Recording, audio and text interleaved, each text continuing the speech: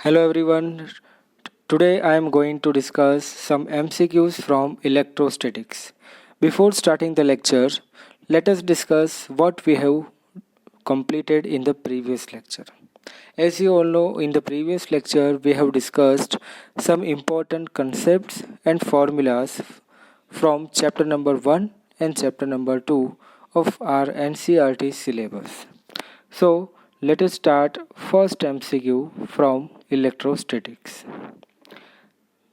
The approximate value of velocity of an electron under 1 volt is dash metre पर second. अब यहाँ पे हमें अप्रोक्सीमेट वैल्यू निकालनी है वेलोसिटी की, और वो भी इलेक्ट्रॉन जब उसको हमने 1 वोल्ट पोटेंशियल डिफरेंस के बीच में रखा है. मतलब हमारे पास एक इलेक्ट्रिक फील्ड होगी और उस इलेक्ट्रिक फील्ड में हम चार्ज को प्लेस करेंगे. And as you all know, जब भी कोई इलेक्ट्रॉन या जब भी कोई चार्ज पार्टिकल को हम इलेक्ट्रिक फील्ड में प्लेस करेंगे तो वो चार्ज पार्टिकल का एक्सेलरेशन होगा, और जैसे एक्सेलरेशन होगा मतलब वेलोसिटी में इंक्रीमेंट होगा. इट मीन्स उसकी काइनेटिक एनर्जी इंक्रीज होगी.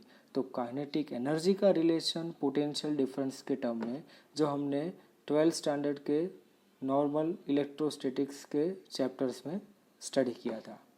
Half mv² is equal to E into we.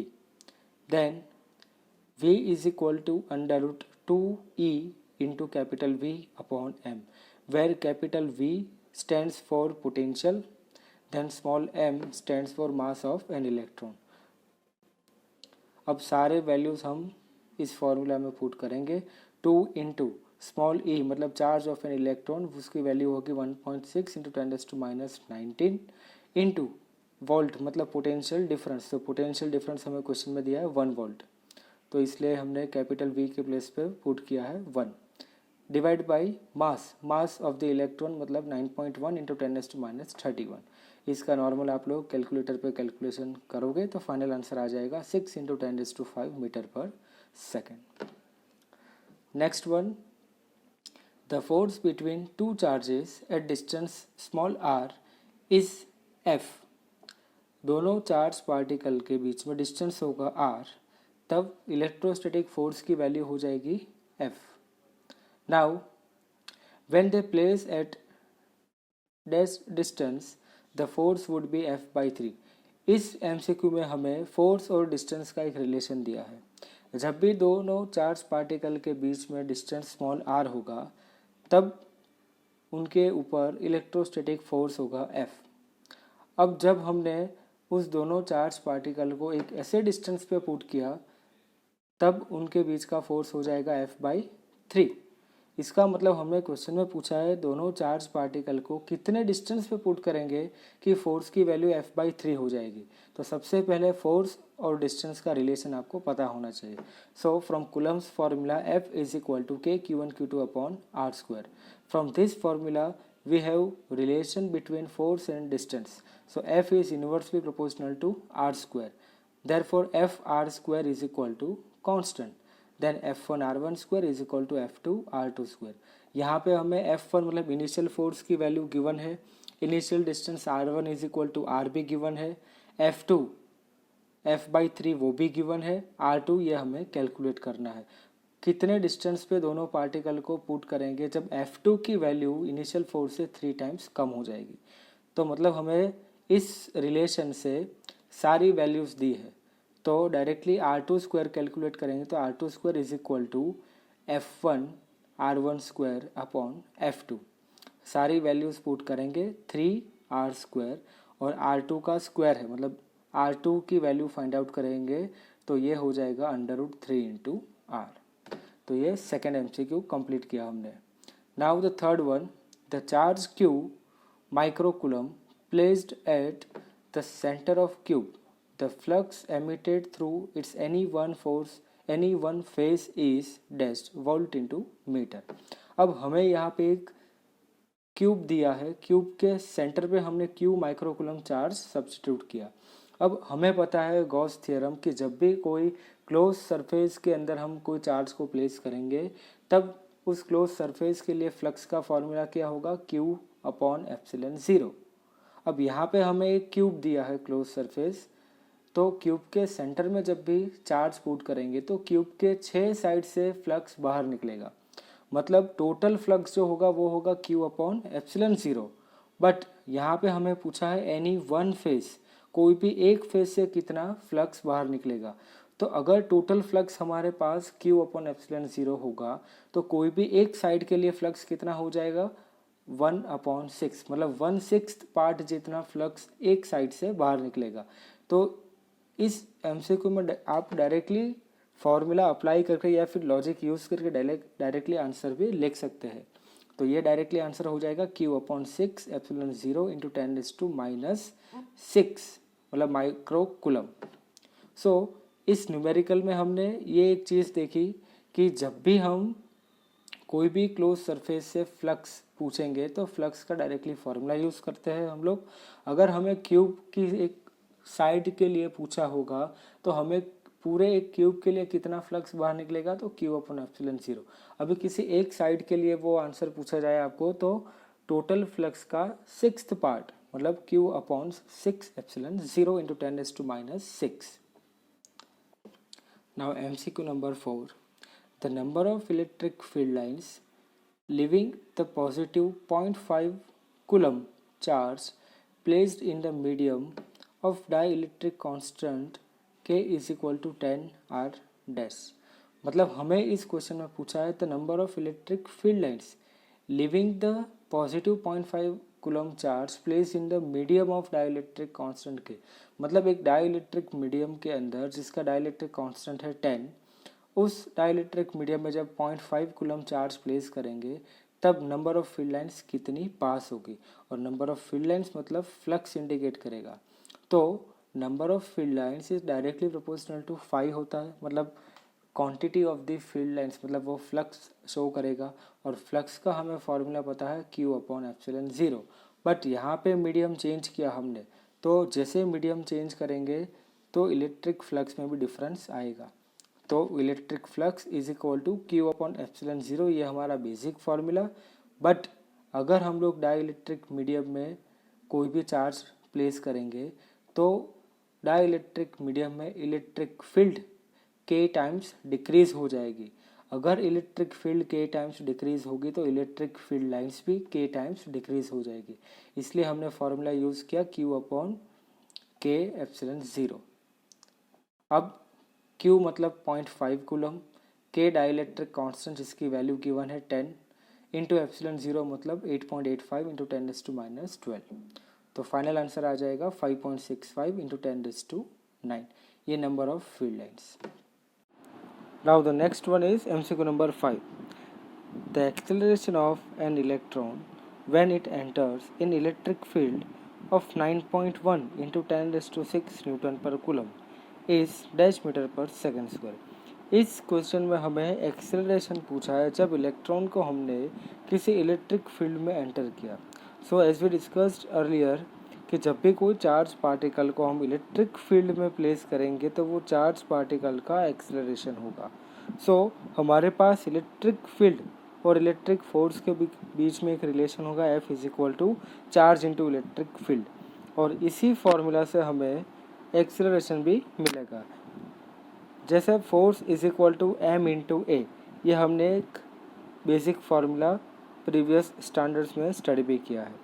अगर हमने F is equal to m a put किया, it means m a is equal to electric field into charge, therefore acceleration is equal to F upon m which is equal to E upon small m, where capital E stands for electric field, small e stands for electric charge and small m stands for mass of an electron।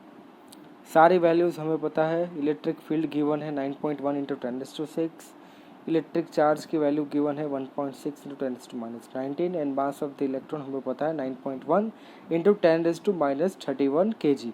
So final acceleration of an electron when it is placed in electric field is 1.6 into 10⁻18 metre पर second square.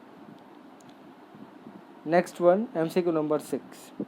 8 dipoles of charges of magnitude small e are placed inside a cube. The total electric flux coming out of the cube will be dash. अब electric flux का एक concept हमने study किया था, जब भी close surface के अंदर कोई चार्ज प्लेस करेंगे तो उस क्लोज सरफेस से कितना फ्लक्स बाहर निकलेगा, तो फ्लक्स का फॉर्मूला होगा चार्ज अपॉन एप्सिलॉन ज़ीरो। अगर उसी क्लोज सरफेस में हमने एक डाइपोल को प्लेस कर लिया तो डाइपोल के लिए नेट चार्ज कितना हो जाएगा, ज़ीरो। अगर नेट चार्ज ज़ीरो हो जाएगा इट मीन्स उस क्लोज सरफेस से निकलने वाला फ्लक्स भी ज़ीरो हो जाएगा, बिकॉज हमारे पास जो फॉर्मूला है flux is equal to charge upon epsilon zero. जब नेट चार्ज ही नहीं होगा तब फ्लक्स नहीं मिलेगा। तो हमें इस क्वेश्चन में दिया है क्यूब के अंदर 8 डाइपोल्स को प्लेस किया है। इट मीन्स 8 डाइपोल के लिए टोटल चार्ज तो ज़ीरो हो जाएगा।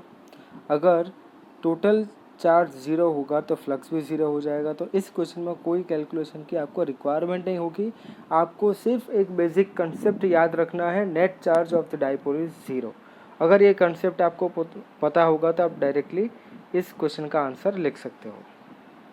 Now MCQ number 7, charges are placed on the vertices of a square as shown. Let capital E be the electric field and capital V be the potential at the center. If the charges on A and B are interchanged with those on D and C respectively, then इस question में हमें दिया है square के चारों vertices के ऊपर हमें चार्जेस दिए हैं +Q minus Q and minus Q। A और B दोनों वर्टेक्स के ऊपर चार्ज पॉजिटिव है और C और D के ऊपर चार्जेस नेगेटिव है। बट एक कंडीशन और एक चीज़ आपको यहाँ पे ऑब्जर्व करनी होगी, चारों चार्ज के लिए मैग्नीट्यूड सेम है। अब जब हमने इस तरह का एक अरेंजमेंट किया है तब इस कंडीशन में सेंटर पे इलेक्ट्रिक फील्ड हमें गिवन है capital E and potential given है कैपिटल V। अगर हमने चार्ज को रिप्लेस किया A और B के जो पॉजिटिव चार्ज है उसको C और D के नेगेटिव चार्ज से अगर रिप्लेस किया तो इलेक्ट्रिक फील्ड एंड पोटेंशियल में क्या डिफरेंस आएगा। तो सबसे पहली चीज़ आपको पता होनी चाहिए, जब भी हम इलेक्ट्रिक फील्ड कैलकुलेट करेंगे तो इलेक्ट्रिक फील्ड के साथ मैग्नीट्यूड एंड डायरेक्शन दोनों आएगी, because electric field is a vector quantity. और पोटेंशियल की बात करेंगे तो पोटेंशियल एक स्केलर क्वांटिटी है। तो अगर हमने चार्जेस के मैग्नीट्यूड चेंज नहीं किए, सिर्फ उनकी पोजीशन चेंज की, तो पोटेंशियल में कोई चेंजेस नहीं आएगा, बिकॉज पोटेंशियल डायरेक्शन के ऊपर डिपेंड नहीं करेगा। जब इलेक्ट्रिक फील्ड की बात करेंगे तो इलेक्ट्रिक फील्ड के लिए हमें एक बेसिक कंसेप्ट पता है, पॉजिटिव चार्ज के लिए इलेक्ट्रिक फील्ड रेडियली आउटवर्ड्स होता है और नेगेटिव चार्ज के लिए इलेक्ट्रिक फील्ड रेडियली इनवर्ड्स। अगर हमने चार्जेस को रिप्लेस किया तो इलेक्ट्रिक फील्ड का मैग्नीट्यूड सेम हो सकता है बट उसकी डायरेक्शन चेंज हो जाएगी। इसका मतलब इलेक्ट्रिक फील्ड में चेंजेस आ सकता है। तो हमें ऑप्शन में सिर्फ दिया है option A, electric field changes but V remains unchanged. Option B, electric field remains unchanged but potential changes. Option C, both electric field and potential change. Option D, electric field and potential remains unchanged. तो हमने जो discussion किया इस question के अंदर, potential magnitude पे depend करेगा, उसकी डायरेक्शन नहीं होगी तो पोटेंशियल तो कांस्टेंट हो जाएगा। पोटेंशियल कांस्टेंट वाला हमारे पास ऑप्शन है option A and option D. Second thing, electric field scalar quantity है तो इलेक्ट्रिक फील्ड में चेंजेस आ सकते हैं। तो ऑप्शन ए इसके लिए सूटेबल है, electric field changes but V remains unchanged. अगर आपको इस क्वेश्चन में और भी डिटेल में पूछा जाए मैग्नीट्यूड, तो हमने सॉल्यूशन में मैग्नीट्यूड भी कैलकुलेट किया है जो आप सॉल्यूशन में देख सकते हो। Now MCQ number 8, Coulombian force between two protons separated by distance r is F। मतलब दोनों प्रोटॉन को r डिस्टेंस से सेपरेट किया तब दोनों के बीच में फोर्स अप्लाई हुआ capital F। Then force between two alpha particles separated by distance 2r will be dash. अगर हमने प्रोटॉन के प्लेस पे 2 अल्फा पार्टिकल लिए और दोनों अल्फा पार्टिकल को 2r डिस्टेंस पे प्लेस किया तब दोनों अल्फा पार्टिकल के बीच में कितना फोर्स होगा। मतलब जो फोर्स प्रोटॉन के बीच में लगा उसी फोर्स का रिलेशन हमें अल्फा पार्टिकल के लिए कैलकुलेट करना है। इसका मतलब दोनों के फोर्स को कंपेयर भी करना होगा। तो सबसे पहली कंडीशन हमने देख ली प्रोटॉन के लिए, तो प्रोटॉन का चार्ज होगा प्लस ई। तो कूलम्ब फोर्स का फॉर्मूला जो हमने अप्लाई किया उसके अकॉर्डिंग हमने लिखा F is equal to ke²/r²। अब जब अल्फ़ा पार्टिकल कैलकुलेट करेंगे तो अल्फ़ा पार्टिकल का चार्ज होता है, अल्फ़ा पार्टिकल मतलब 2He4 हीलियम न्यूक्लियस। तो हीलियम के पास 2 प्रोटॉन होगा।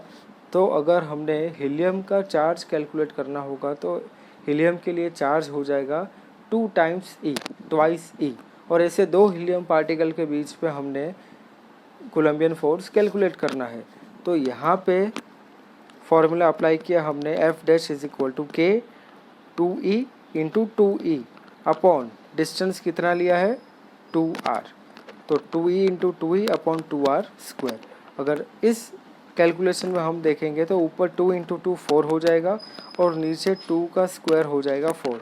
तो 4 से 4 कट हो जाएगा तो फाइनल फार्मूला बचेगा ke²/r² which is equal to our initial force F।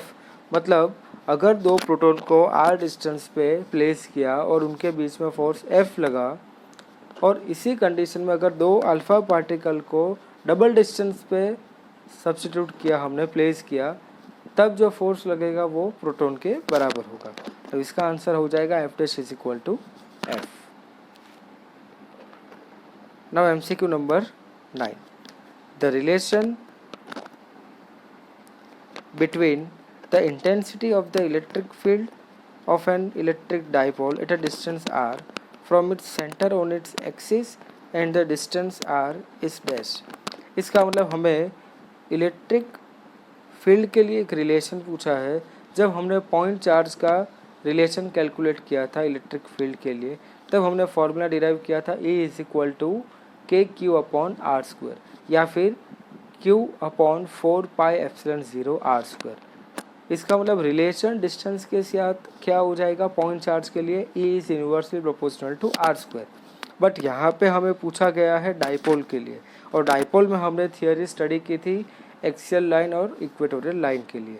उसके फार्मूलाज जो हमने डिराइव किए थे, तो फार्मूला के अंदर जो डिस्टेंस के साथ रिलेशन था, अगर वो फार्मूला आपको याद होगा, जैसे हमने प्रीवियस लेक्चर में सारे फार्मूलाज डिस्कस किए हैं, तो उसी फार्मूला के अकॉर्डिंग इलेक्ट्रिक फील्ड का रिलेशन डाइपोल के लिए डिस्टेंस के साथ होगा 1/r³।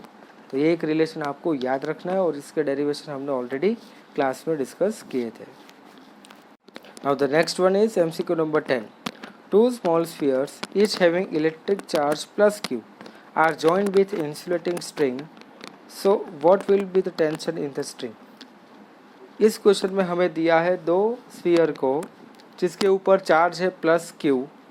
दोनों स्फीयर को हमने एक इंसुलेटिंग स्ट्रिंग के साथ कनेक्ट किया है और हमें पूछा गया है उस स्ट्रिंग के ऊपर कितना टेंशन क्रिएट होगा।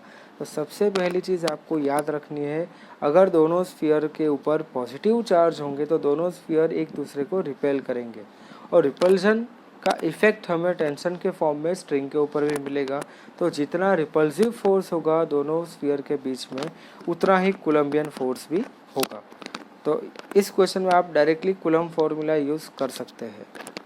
तो फाइनल आंसर होगा KQ²/A², और यहाँ पे डिस्टेंस दोनों स्ट्रिंग के बीच का डिस्टेंस मतलब 2A², 2 टाइम्स हो जाएगा ये।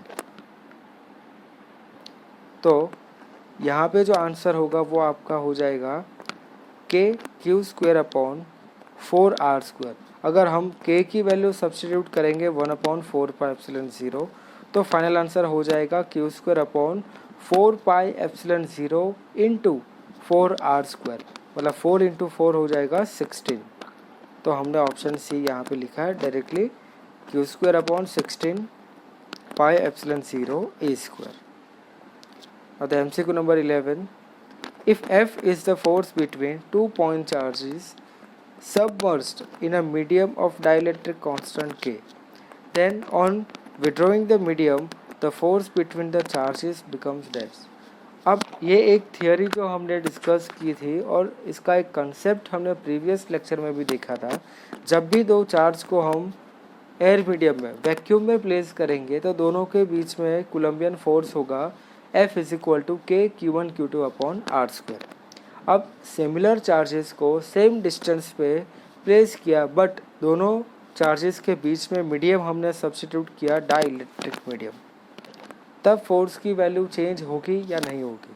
तो हमने कंसेप्ट देखा क्या कि जब भी डाई इलेक्ट्रिक मीडियम हम इंसर्ट करेंगे दोनों चार्जेस के बीच में, तब फोर्स की वैल्यू k टाइम्स डिक्रीज हो जाएगी। बट इस क्वेश्चन में कंफ्यूजन नहीं होनी चाहिए, बिकॉज हमें यहाँ पे ऑलरेडी डाई इलेक्ट्रिक स्लैब दिया है और उसकी वजह से फोर्स की वैल्यू दी है हमें F, और dielectric constant already given है कैपिटल K। अब जब हमने डाई इलेक्ट्रिक मीडियम निकाल दिया तब उसके ऊपर फोर्स कितना होगा ये हमें पूछा है। तो जो कंसेप्ट हमने स्टडी किया था इससे अपोजिट हमें ये एमसीक्यू पूछा गया है। तो आपको क्वेश्चन को प्रॉपर्ली समझना है, उसके बाद इसका आंसर लिखना होगा। तो सबसे पहली चीज़, जब डाइलेक्ट्रिक मीडियम इंसर्ट करेंगे तो फोर्स की वैल्यू हो जाएगी F/K, K टाइम्स डिक्रीज हो जाएगी। बट अगर हमें इनिशियली दिया है डाइलेक्ट्रिक मीडियम और उसके बाद हम लोग मीडियम को रिमूव करेंगे तो ओरिजिनल फोर्स की वैल्यू कितनी होगी, तो वो वैल्यू हो जाएगी F/K।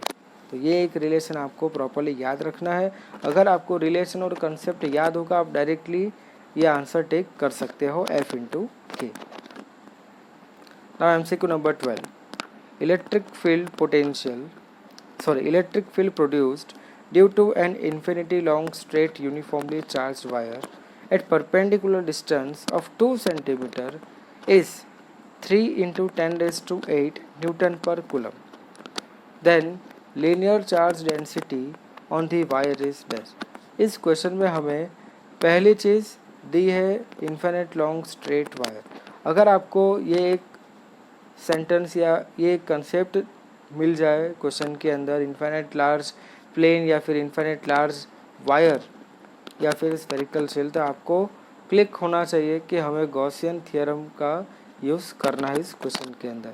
अब जब हमें वन डायमेंशनल एक इन्फिनिट लॉन्ग स्ट्रेट वायर दिया गया है तो आपके पास गॉस थ्योरम की फर्स्ट एप्लीकेशन आपको पता होगी और उसका आंसर भी पता है आपको, A is equal to 2k lambda upon R या फिर लैम्बडा अपॉन 2πε0 इंटू R। अब क्वेश्चन में हमें पूछा है electric field produce due to an infinite long straight uniformly charge wire at perpendicular distance of 2 cm is this 3 into 10⁸ newton per coulomb. Then linear charge density, मतलब हमें lambda की value calculate करनी है। तो electric field infinite long straight wire के लिए हो जाएगी लैम्बडा अपॉन 2πε0 इंटू R या फिर 2k lambda upon R। Distance R जो गिवन है, K की वैल्यू हमें पता है और इलेक्ट्रिक फील्ड भी हमें क्वेश्चन में गिवन है। अगर आप डायरेक्टली लैम्बडा को सब्जेक्ट बनाएंगे तो लैम्बडा इज इक्वल टू हो जाएगा electric field into distance upon 2 into K। सारी वैल्यू गिवन है, सारी वैल्यूज आपको सब्स्टिट्यूट करनी है और फाइनली आपको लैम्बडा का आंसर मिलेगा 333 माइक्रो कूलम पर मीटर। तो ये हो गया MCQ number 12। Now MCQ number 13, a conducting sphere of radius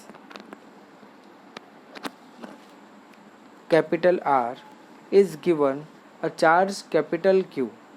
The electric potential and the electric field at the center of this sphere respectively are। अब हमें यहाँ पे गिवन है कंडक्टिंग स्फीयर जिसकी रेडियस होगी कैपिटल R और हमें पूछा गया है सेंटर के ऊपर electric field and electric potential. तो हमने एक कंसेप्ट स्टडी किया था, कोई भी कंडक्टर के अंदर इलेक्ट्रिक फील्ड ज़ीरो हो जाएगी, inside the conductor electric field is zero. ये हमने स्टेटमेंट पढ़ा था हमारे NCERT बुक में उसके प्रूफ के साथ। तो जब भी हमें कोई भी कंडक्टिंग स्फीयर दिया गया होगा और सेंटर पे इलेक्ट्रिक फील्ड पूछा जाएगा तो इसका आंसर हो जाएगा ज़ीरो। बट पोटेंशियल ज़ीरो कभी नहीं होगा, बिकॉज पोटेंशियल और इलेक्ट्रिक फील्ड का हमारे पास रिलेशन भी है। और सेकेंड थिंग, हमने एक कंसेप्ट देखा था, जब पोटेंशियल कैलकुलेट करेंगे तो पोटेंशियल जितना सरफेस के ऊपर होगा सेम पोटेंशियल स्फीयर के अंदर भी होगा। तो इलेक्ट्रिक फील्ड एंड पोटेंशियल में ये एक रिलेशन हो जाएगा। इलेक्ट्रिक फील्ड के लिए पोटेंशियल कांस्टेंट होगा। कांस्टेंट का मतलब कि जितनी वैल्यू सरफेस के ऊपर होगी सेम वैल्यू उस स्फीयर के लिए सेंटर पे भी होगी। इसीलिए हमारे पास रिलेशन है E is equal to minus dV/dr। Inside a conductor electric field is zero, मतलब dV/dr is equal to zero. कोई भी फंक्शन का डेरिवेटिव जीरो कब होगा? जब वो फंक्शन कांस्टेंट होगा। इसका मतलब पोटेंशियल की वैल्यू कांस्टेंट हो जाएगी। तो पोटेंशियल की वैल्यू कांस्टेंट कौन सी होगी?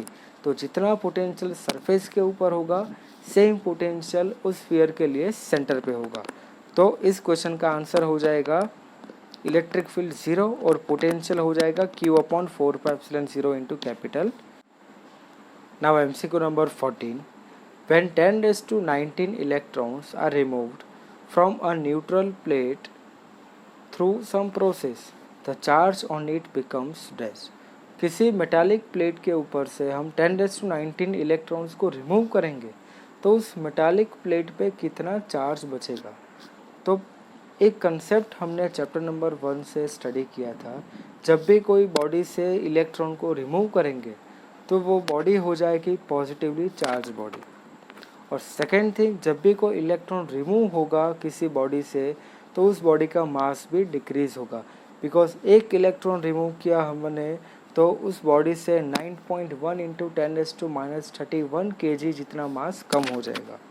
तो एक कंसेप्ट आपको याद रखना है, जब भी किसी बॉडी से इलेक्ट्रॉन निकल जाएगा तो उस बॉडी के लिए उसका मास डिक्रीज होगा और सेकेंड थिंग वो बॉडी हो जाएगी पॉजिटिवली चार्ज। अगर कोई एक बॉडी के ऊपर चार्ज ऐड किया हमने तो वो बॉडी हो जाएगी नेगेटिवली चार्ज। तो इस प्रोसेस में हमने दिया है कि किसी एक प्रोसेस से मेटालिक प्लेट से 10⁻19 जितने इलेक्ट्रॉन्स रिमूव किए तो चार्ज कितना हो जाएगा। तो सबसे पहला कंसेप्ट आपको पता होना चाहिए, वो बॉडी पॉजिटिवली चार्ज होगी। तो आपने 4 ऑप्शन में जब पॉजिटिव वाले जो ऑप्शन है आपको वही सिलेक्ट करना है, मतलब ऑप्शन ए तो ऐसे ही रिमूव हो जाएगा। तो ये 3 option B, C and D, ये 3 ऑप्शन से कोई भी एक आंसर आ सकता है। अब हमें पूछा है चार्ज की वैल्यू, यह हमें गिवन है क्वेश्चन के अंदर 10⁻19 इलेक्ट्रॉन्स, मतलब हमें नंबर ऑफ इलेक्ट्रॉन्स गिवन है। तो हमारे पास डायरेक्टली फॉर्मूला है क्वांटाइजेशन ऑफ चार्ज, मतलब Q is equal to NE। इसी फॉर्मूला में हम N की वैल्यू गिवन है 10⁻19, इलेक्ट्रिक चार्ज की वैल्यू हमें पता है 1.6 इंटू 10⁻19। तो कैपिटल Q मतलब चार्ज मिल जाएगा उस बॉडी के ऊपर। और आपको याद रखना है चार्ज पॉजिटिव और नेगेटिव कब होगा। तो इस क्वेश्चन का आंसर हो जाएगा +1.6 coulomb. Now MCQ number 15, an electric dipole is at 30 degree with uniform electric field of 2 into 10⁵ Newton per coulomb. The torque acting on it is 4 Newton into meter. If length of dipole is 2 centimeter, then what will be the charge at one end of the dipole? अब हमें इस question में एक dipole को electric field में place की है और वो डाइपोल इलेक्ट्रिक फील्ड के साथ 30 डिग्री एंगल प्लेस कर रही है और जो इलेक्ट्रिक फील्ड हमने यूज़ किया उसका मैग्नीट्यूड गिवन है 2 into 10⁵ Newton per coulomb. Then अगर हम कोई डाइपोल को इलेक्ट्रिक फील्ड में प्लेस करेंगे तो उस डाइपोल के ऊपर नेट फोर्स तो ज़ीरो हो जाएगा, बट उस डाइपोल के ऊपर टॉर्क अप्लाई होगा और टॉर्क की वैल्यू भी गिवन है हमें 4 न्यूटन इंटू मीटर। और लेंथ ऑफ द डाइपोल भी गिवन है 2 सेंटीमीटर। तो हमें फाइंड आउट करना है किसी भी एक एंड के ऊपर चार्ज कितना होगा, किसी भी डाइपोल के एक एंड के ऊपर चार्ज कितना होगा। तो हमारे पास टॉर्क का डायरेक्ट फार्मूला है PE sin थीटा और P मतलब डाइपोल मोमेंट और डाइपोल मोमेंट का फार्मूला है charge into distance between two charge, मतलब लेंथ ऑफ द डाइपोल। तो लेंथ ऑफ द डाइपोल मतलब 2a जो गिवन है, चार्ज जो है वो हमें कैलकुलेट करना है। टॉर्क कितना अप्लाई किया तो ये टॉर्क की वैल्यू गिवन है और थीटा मतलब कितने एंगल पे इलेक्ट्रिक फील्ड से डाइपोल को प्लेस किया गया है, तो थीटा की वैल्यू भी हमें गिवन है। इस फॉर्मूला में सारे क्वांटिटीज़ की वैल्यू सब्स्टिट्यूट करेंगे तो हमें चार्ज की वैल्यू मिलेगी। तो चार्ज के लिए कॉमन फार्मूला क्या हो जाएगा, torque upon 2a into electric field into sine theta. ये सारी वैल्यूज़ हमें गिवन है क्वेश्चन में। इसको कैलकुलेट करने के बाद हमारा फाइनल आंसर आएगा 0.002 कूलम, या फिर 2 इंटू 10⁻³ कूलम, या फिर 2 milli coulomb. Now MCQ number 16, electric field intensity at points in between and outside two thin separated parallel sheets of infinite dimension with the charges of same surface charge density sigma r dash and dash respectively। इस question में हमें given है, इस question में हमें 2 point given है, point A and point B। एक point होगा दोनों प्लेट के बीच में और दूसरा पॉइंट होगा प्लेट के आउटसाइड में। अब ये दोनों प्लेट के ऊपर सिमिलर चार्जेस प्लेस किए हैं जो हमें क्वेश्चन में गिवन है, मतलब plate number 1 end plate number 2, ये दोनों प्लेट पॉजिटिवली चार्ज होगी, ये हमने मान लिया। लाइक चार्जेस है, या फिर आप नेगेटिव भी मान सकते हो। तो point A and point B के ऊपर फील्ड क्या होगी? तो हमें ये एक चीज़ कैपेसिटर वाले टॉपिक में भी पढ़ी थी, और second application of Gauss theorem, इसका भी एक कंसेप्ट हमने यूज़ किया था। अगर हम लोग ये दोनों प्लेट के बीच में इलेक्ट्रिक फील्ड, मतलब पॉइंट A के ऊपर इलेक्ट्रिक फील्ड कैलकुलेट करेंगे, और अगर हमने मान लिया कि दोनों प्लेट पॉजिटिव है, तो दोनों प्लेट से इलेक्ट्रिक फील्ड रेडियली आउटवर्ड्स होगी। तो इस वाली प्लेट से इलेक्ट्रिक फील्ड इस डायरेक्शन में होगी, और इस वाली प्लेट से इलेक्ट्रिक फील्ड इस वाले डायरेक्शन में होगी। तो दोनों इक्वल एंड अपोजिट हो जाएंगे, तो पॉइंट A के ऊपर इलेक्ट्रिक फील्ड 0 हो जाएगा। बट अगर पॉइंट B की बात करेंगे, तो पॉइंट B के लिए इलेक्ट्रिक फील्ड एक ही डायरेक्शन में होगी, मतलब फर्स्ट वाली प्लेट से इस वाले डायरेक्शन में और सेकंड वाली प्लेट से भी इस वाले डायरेक्शन पे। तो टोटल एडिशन हो जाएगा इसमें E sigma upon 2 epsilon 0 plus sigma upon 2 epsilon 0। तो फाइनल आंसर हो जाएगा सिग्मा अपॉन एप्सिलॉन 0, और फर्स्ट पॉइंट A के लिए हो जाएगा 0। तो ये एक चीज़ आपको इस क्वेश्चन में ध्यान रखनी है कि दोनों प्लेट के ऊपर सरफेस चार्ज डेंसिटी कौन सी गिवन है, दोनों प्लेट पॉजिटिवली चार्ज है या फिर दोनों प्लेट नेगेटिव, या फिर दोनों अनलाइक चार्जेस, मतलब एक पॉजिटिवली और एक नेगेटिवली चार्ज होगी। तो उसके अकॉर्डिंग आपको इस क्वेश्चन का आंसर लिखना है। Now MCQ number 17, arrangement of charges are shown in the figure, flux linked with the close surface P and Q respectively R dash and dash. अब हमें ये दोनों क्लोज सरफेस गिवन है P एंड Q, और हमने Gauss theorem का concept पढ़ा था, जब भी कोई क्लोज सरफेस के अंदर चार्ज प्लेस किया जाएगा तो उस चार्ज की वजह से उस क्लोज सरफेस से कितना फ्लक्स बाहर निकलेगा, तो उसका आंसर था Q अपॉन एप्सिलॉन 0। Q मतलब net charge enclosed in the close surface. तो P एंड Q दोनों क्लोज सरफेस है, और क्लोज सरफेस के अंदर जो चार्ज होगा उसी के अकॉर्डिंग हमें फ्लक्स का आंसर लिखना है। तो सबसे पहली चीज़ P और Q दोनों क्लोज सरफेस के बाहर भी एक एक चार्ज गिवन है।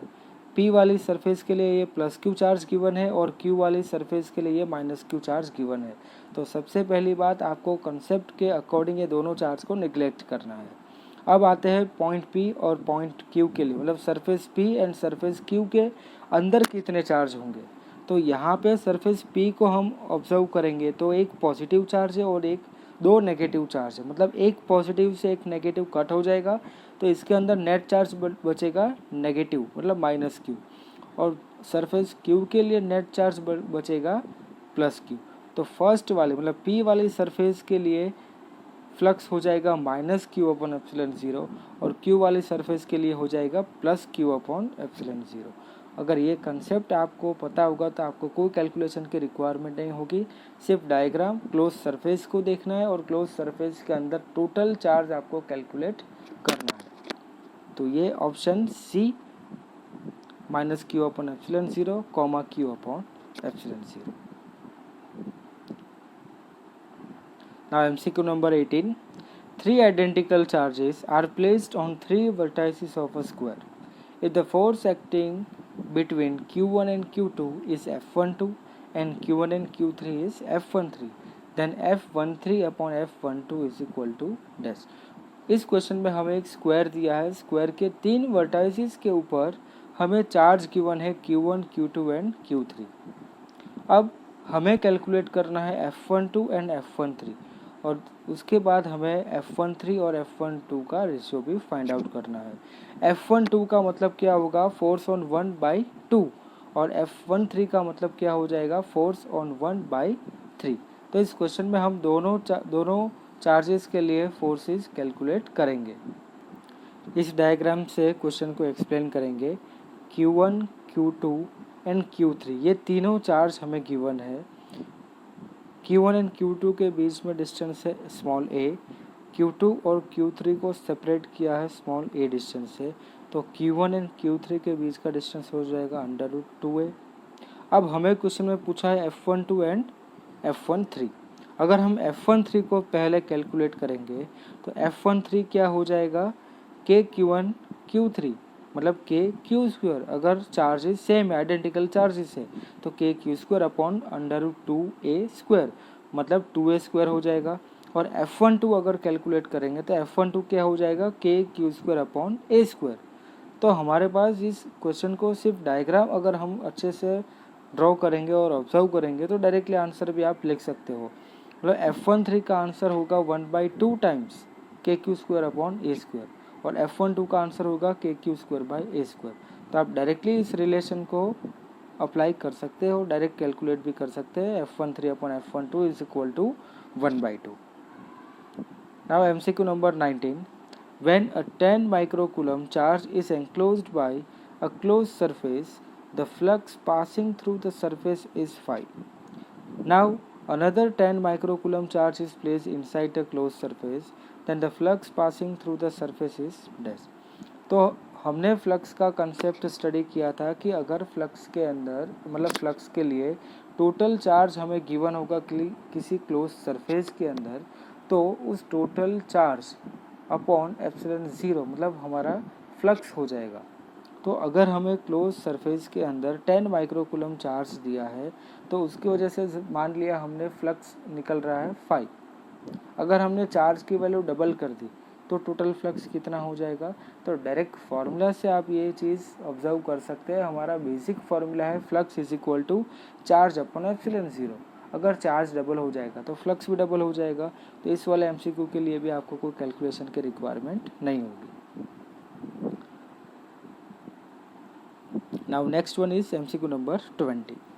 The electric force acting between 2 point charges kept at a certain distance in vacuum is 16 volt.